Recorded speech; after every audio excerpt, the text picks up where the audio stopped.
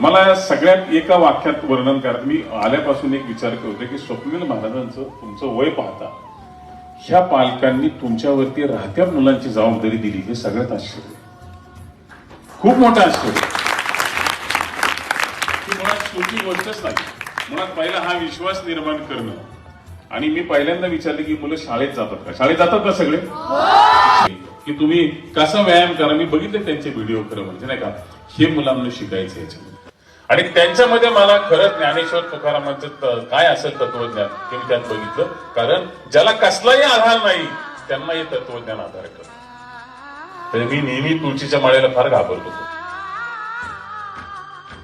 पण हे अंगावरती घेणं आणि ती घोषणा करून त्याच्या नियमानुसार आयुष्य जगणं सामान्य पडतं. तुम्ही फार लहान लहान मुलं आहेत. मला असं कळलं की एक छोटा मुलगा फार चांगलं कीर्तन करतो, काहीतरी ऐकायला येईल खरं म्हणजे मी तुमचं.